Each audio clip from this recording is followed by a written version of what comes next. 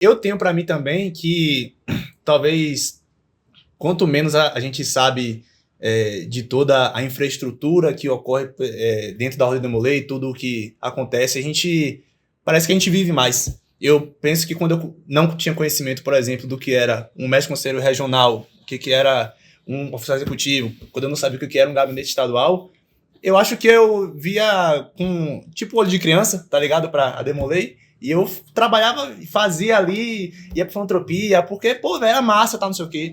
E aí talvez quando a gente vai tendo essa consciência da CNE, da CRE, ou até mesmo outras coisas, ou até mesmo alcançar algum cargo como mestre conselheiro regional, talvez a gente mude um pouco a forma como a gente trabalha. A gente continua trabalhando, mas só que de outra forma. E aí talvez...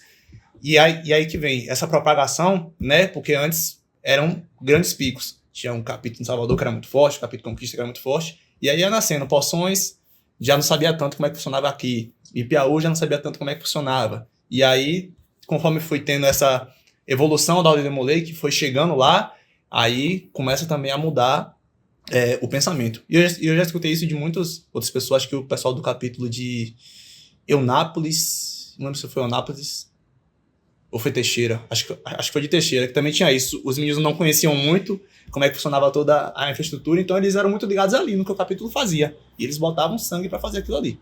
Eu acho que tem essa mudança também, conforme a gente vai tendo mais conhecimento sobre as coisas, a gente vai deixando mais aquele sentimento instintivo de lado, né? A gente já tem outros objetivos. E aí, talvez, isso por isso que a gente tem essa visão que, como o senhor falou, de que a gente olha com bons olhos para a nossa época, né? Com saudosismo, mas com certeza mudou. Mudou. Não é a mesma Demolei de 2015, quando eu iniciei, não é a mesma Demolei de 2025. Não é mesmo. Mudou em várias vertentes.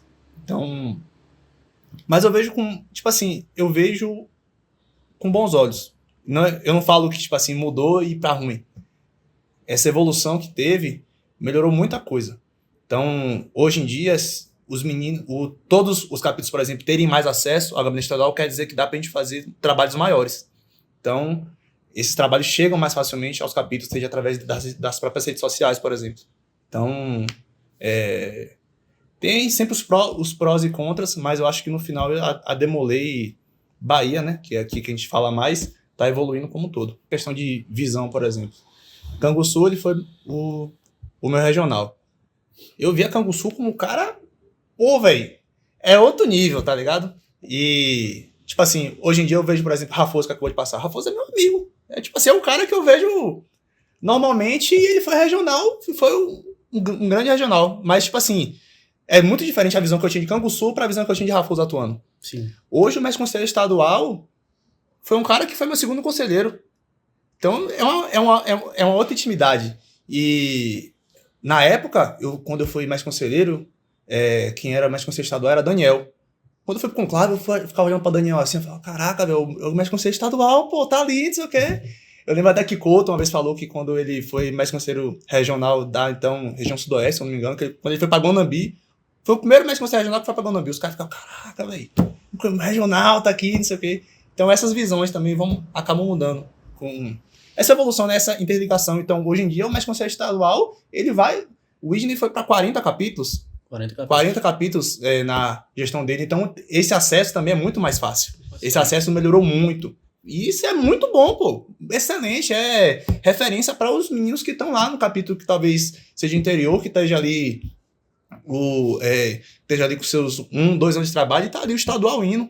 Quando tá lá, vai fundar, tá ali o estadual. Na nossa fundação não teve estadual, não tava lá, né? Teve o Marcos Augusto, era o adjunto. Ele tava lá, né?